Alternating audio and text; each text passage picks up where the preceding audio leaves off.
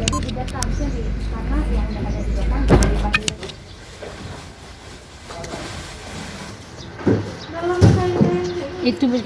Syederalon, dua wanita harus menjalani hukuman bersama dua bayi di lapas perempuan kelas 2B Sigli PD.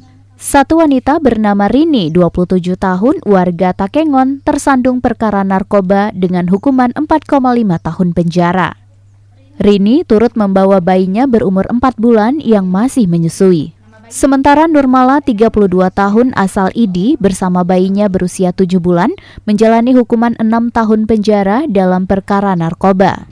Keberadaan dua wanita itu yang turut membawa bayinya diketahui saat petugas melakukan razia di lapas perempuan kelas 2B Sigli, Selasa 6 April 2021. Penggeledahan kamar warga binaan yang dilakukan Polwan Polres PD bersama petugas lapas perempuan tidak menemukan barang terlarang. Petugas justru menemukan obat-obatan, paku, dan botol parfum. Dari Sigli, Muhammad Nazar, Serambi On TV.